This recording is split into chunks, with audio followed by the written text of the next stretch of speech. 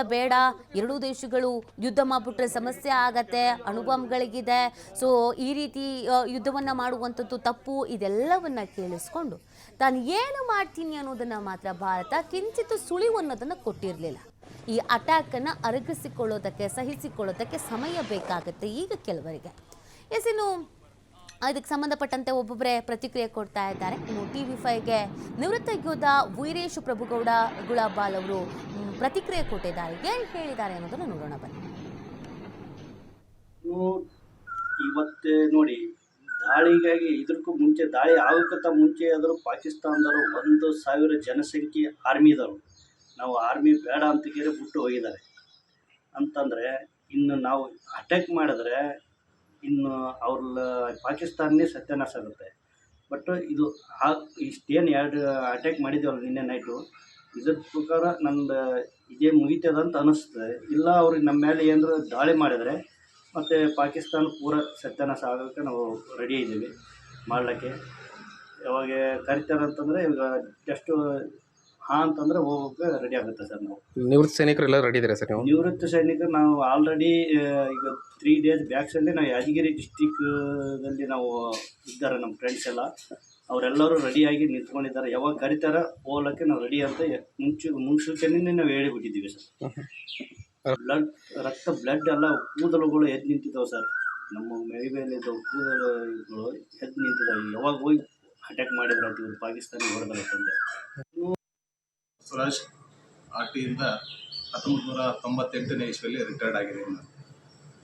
ಇವತ್ತು 1998ರಲ್ಲಿ ಹಿಡಿದು ಇಲ್ಲಿವರೆಗೆ ನಮ್ಮ ದೇಶದಲ್ಲಿ ಆಗಿರತಕ್ಕಂಥ ಒಂದು ಕಾರ್ಗಿಲ್ನ ಆಗಿರ್ಬೋದು, ಒಂದು ಪುಲ್ವಾಮಾ ಆಗಿರ್ಬೋದು, ಈಗಿನ ಒಂದು ದಾಳಿನೂ ಆಗಿರ್ಬೋದು, ಅದಕ್ಕೆ ತಕ್ಕಂತೆ ಪ್ರತಿಕಾರವನ್ನು ನಮ್ಮ ಭಾರತ ದೇಶದ ನರೇಂದ್ರ ಮೋದಿಯವರು ಇವತ್ತು ಅದನ್ನು ಕೈಗೆತ್ತಿಕೊಳ್ತಿದ್ದಾರೆ. ಅದಕ್ಕೆ ನಾವೇನಪ್ಪ ಅಂತಂದರೆ 140 ಕೋಟಿ ಜನ ಭಾರತೀಯರ ಸಪೋರ್ಟ್ ಆಗಿ ನಿಲ್ಲಬೇಕಾಗಿದೆ. ಇವತ್ತು ಭಾರತ ದೇಶದ ಒಳಗಡೆ ಇರತಕ್ಕಂಥ ISI ಉಗ್ರರನ್ನು ಮಟಾಶ್ ಮಾಡದೇ ಅಲ್ಲದೆ ಪಾಕಿಸ್ತಾನದ ISI ಉಗ್ರವಾದಿ ನೆಲೆಯನ್ನು ಇವತ್ತು ನಾವು ಧ್ವಂಸ ಮಾಡಬೇಕಾಗಿತ್ತು. ನಿನ್ನೆ ರಾತ್ರಿ ನರೇಂದ್ರ ಮೋದಿಯವರ ಪ್ಲ್ಯಾನ್ ಪ್ರಕಾರ ಇವತ್ತೇನು ನಮ್ಮ ಭಾರತೀಯ ನಾರಿಯರ ಒಂದು 26 ಜನರ ಸಿಂಧೂರವನ್ನು ನಿಟ್ಟಯಿಸಿದ್ದಾರೆ, ಅದಕ್ಕೆ ಪ್ರತೀಕಾರವನ್ನು ಇವತ್ತು ನಮ್ಮ ಭಾರತ ದೇಶದ ಪ್ರಧಾನಮಂತ್ರಿಯವರು ಅದನ್ನು ಸಿಂಧೂರ ಅಂತಲೇ ಹೆಸರು ಇಟ್ಬಿಟ್ಟು ಆ ದಾಳಿಯನ್ನು ನಡೆಸಿ ಇವತ್ತು 100 ISI ಉಗ್ರವಾದಿಗಳನ್ನು ಮಟಾಶ್ ಮಾಡಿದ್ದಾರೆ ಏರ್ ಸ್ಟ್ರೈಕ್ನಿಂದ. ಇನ್ನೂ ಅದನ್ನು ಮುಂದುವರಿಸಬೇಕಂತ ನಮ್ಮ ಎಲ್ಲ ಭಾರತೀಯ ನಾಗರಿಕರ ಒಂದು ಸಲಹೆ. ನಾನು ನಿಜ ಹೇಳ್ಬೇಕಂದ್ರೆ ನಾನು ಏಪ್ರಿಲ್ 18, 19ನೇ ತಾರೀಕು ಪಂಜಾಬ್ ಅಮೃತಸರ ನನ್ನ ಭಾರತೀಯ ಸೇನಾ ನಾನು ರಿಟೈರ್ಡ್ ಆಗಿರ್ತಕ್ಕಂಥ ಯೂನಿಟಿಗೆ ರೈಸಿಂಗ್ ಡೇಗೆ ಹೋಗಿದ್ದೆ ನಾನು. ಇವತ್ತು ನಿಜ ಹೇಳಬೇಕಂದ್ರೆ ನಮ್ಮ ಯೂನಿಟಿನ ಜನಗಳು ಏನಿದೆಲ್ಲ, ಇವತ್ತು ಭಾರತ ದೇಶದಲ್ಲಿ ನಮಗೆ ಅನ್ಯಾಯ ಆಗತಕ್ಕಂಥ ಪಾಕಿಸ್ತಾನ ಅವರಿಗೆ ಮಟಾಶ್ ಮಾಡಬೇಕಂತ ಅವ್ರ ರಕ್ತ ಕುದೀತಾ ಇದೆ ಇವತ್ತು. ಯಾಕಂದ್ರೆ ನಾನು ಮೊನ್ನೆ ಈಗ ಒಂದು 15-20 ದಿವಸ ಆಗಿ ಹೋಗಿ ಬಂದಿದ್ದೆ ಆ ಯೂನಿಟಲ್ಲಿ. ನಮ್ಮ ಜವಾನುಗಳಾಗಿರ್ಬೋದು, ಆಫೀಸರ್ಸ್ ಆಗಿರ್ಬೋದು, ಎಲ್ಲ ಇಡೀ ನಮ್ಮ ಸೈನಿಕರು ನಮಗೊಂದು ಅವಕಾಶ ಕೊಟ್ಟು ನೋಡಿ ಅಂತ ಇವತ್ತು ನಮ್ಮ ಪ್ರಧಾನಮಂತ್ರಿಯವ್ರನ್ನ ಕೇಳ್ಕೊಳ್ತಾ ಇದ್ದಾರೆ. IS ಉಗ್ರವಾದಿಗಳ ನೆಲೆ ಮತ್ತು ದೇಶದಲ್ಲಿರ್ತಕ್ಕಂಥ ISನ್ನು ಕೊಲ್ಯಾಪ್ಸ್ ಮಾಡೋದಕ್ಕೋಸ್ಕರ ಫಸ್ಟ್ ಪ್ರಯಾರಿಟಿ ಮಾಡೋಣ, ನಾಗರಿಕರ ಮೇಲೆ ಯಾವುದೇ ಕಾರಣದ ಅನ್ಯಾಯ ಆಗಬಾರ್ದು ಎಂಬ ಉದ್ದೇಶದಿಂದ ಅವರು ಇಲ್ಲಿವರೆಗೆ ತಡ್ಕೊಂಡು ಬಂದಿದ್ದಾರೆ.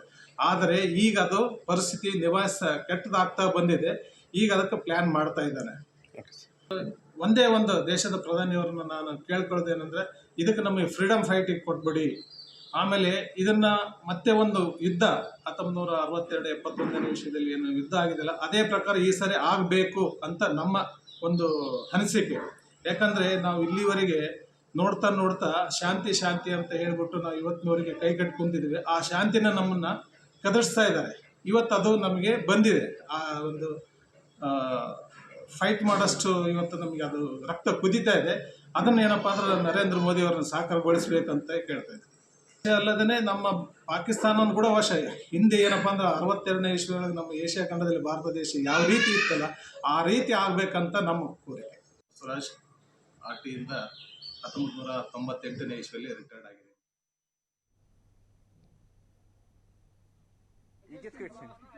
ಪಾಕಿಸ್ತಾನ ಉಗ್ರರ ನೆಲೆ ಮೇಲೆ ಅಟ್ಯಾಕ್ ಮಾಡಿದ ಹಿನ್ನೆಲೆಯಲ್ಲಿ ಹಾಸನದಲ್ಲಿ ನಿವೃತ್ತ ಸೇನಾಧಿಕಾರಿ ಕಿರಣ್ ಕುಮಾರ್ ಅವರು ಮಾತನಾಡಿದ್ದಾರೆ. ಏನು ಹೇಳಿದ್ದಾರೆ ನೋಡೋಣ ಬನ್ನಿ. ಹೇಳಿ ಕೃತ್ಯ ಮಾಡ್ತಿರೋರು ಅವರು, ನಾವಲ್ಲ. ಸೊ ಹಾಗಾಗಿ ನಮ್ಗೆ ಯಾಕೆ ಭಯ? ಧೈರ್ಯ ನಮಗಿದೆ, ಭಯ ಅವರಿಗಿದೆ. ಮಧ್ಯರಾತ್ರಿ ಸುಮಾರು 1 ರಿಂದ 2 ಗಂಟೆ ಒಳಗೆ ಅಟ್ಯಾಕ್ ಮಾಡಿರುವಂಥದ್ದು. ಹೌದು. ಅದರಲ್ಲೂ ಉಗ್ರ ಶಿಬಿರಗಳ ಮೇಲೆ ಹೇಗಿರುತ್ತೆ ಸರ್ ಅದು ಅಟ್ಯಾಕ್ ಯಾವ ಥರ ಇರುತ್ತೆ? ಈಗ ಅದು ರಾತ್ರಿ ಸಮಯ ಅಂತ ಅಂದರೆ ಅವರು ಫುಲ್ ನಾವು ಭಾಳ ಸೇಫ್ಟಿ ಆಗಿರ್ತೀವಿ, ಇಲ್ಲಿ ಯಾರು ಬರಲ್ಲ, ನಾವು ನಮ್ಮ ಏನೋ ಒಂದು ನರಿ ಅಡಗಿ ಕುಳಿತುಕೊಂಡು ಯೋಚನೆ ಮಾಡುತ್ತಲ್ಲ, ಇಲ್ಲಿ ಯಾರು ಬರಲ್ಲ, ನನ್ನ ಸಿಂಹದ ಕಣ್ಣಿಗೆ ನಾನು ಕಾಣಲ್ಲ ಅನ್ನೋ ರೀತಿ ಅವರ ಮನೋಭಾವನೆಗಳು ಇರ್ತವೆ ರಾತ್ರಿ ಹೊತ್ತು.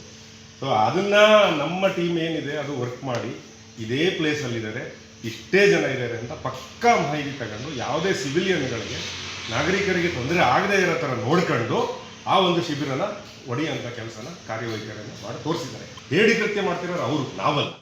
ಎಸ್ ನೋಡಿ, ಇದು ನಮ್ಮ ನಿವೃತ್ತ ಮಾಜಿ ಸೈನಿಕರುಗಳ ಮಾತಾಗಿದೆ. ಅಂದರೆ ಅವರಿಗೆ ಒಂದು ಯುದ್ಧ ಹೇಗೆ ನಡೆಯುತ್ತೆ, ಅಲ್ಲಿನ ಸಿಚುವೇಶನ್ ಹೇಗಿರುತ್ತೆ, ಸೊ ಪ್ರತಿಯೊಂದು ಕೂಡ ಅವರಿಗೆ ಗೊತ್ತಿರುತ್ತೆ, ಅನುಭವ ಇರುತ್ತೆ. ಮತ್ತು ಈ ಸಂದರ್ಭದಲ್ಲಿ ನಾವು ಇರಬೇಕಿತ್ತು ಅನ್ನುವಂಥ ಫೀಲಿಂಗ್ ಕೂಡ ಇರುತ್ತೆ.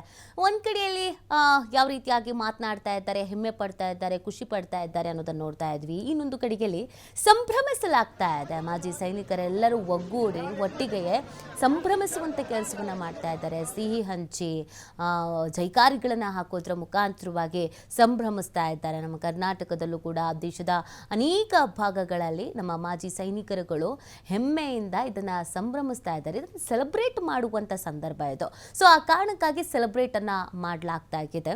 ಇದರ ಜೊತೆಗೆ ಈ ಹಿಂದೆ ಯುದ್ಧ ನಡೆಯುತ್ತೆ ಅದಕ್ಕೆ ಮಾಕ್ ಡ್ರಿಲ್ ಮಾಡ್ತಾರಂತೆ ಅನ್ನೋದೆಲ್ಲ ಇದ್ದಾಗ ಮಾಜಿ ಸೈನಿಕರುಗಳು ಕೂಡ ಹೇಳಿದರು, ನಮಗೊಂದು ಮಾತು ಹೇಳಿದ್ರೆ ಓಕೆ, ನಾವೂ ಹೋಗ್ತೀವಿ ಯುದ್ಧಕ್ಕೆ, ನಾವು ತಯಾರಾಗಿದ್ದೀವಿ, ನಾವು ಸನ್ನದ್ಧರಾಗಿದ್ದೀವಿ, ನಮಗೆ ರಿಟೈರ್ಮೆಂಟ್ ಆಗಿದ್ರೂ ಯುದ್ಧ ಅಂತ ಬಂದಾಗ ನಾವು ಹೋಗ್ತೀವಿ ಅಂತ ತಯಾರಾಗಿದ್ರು.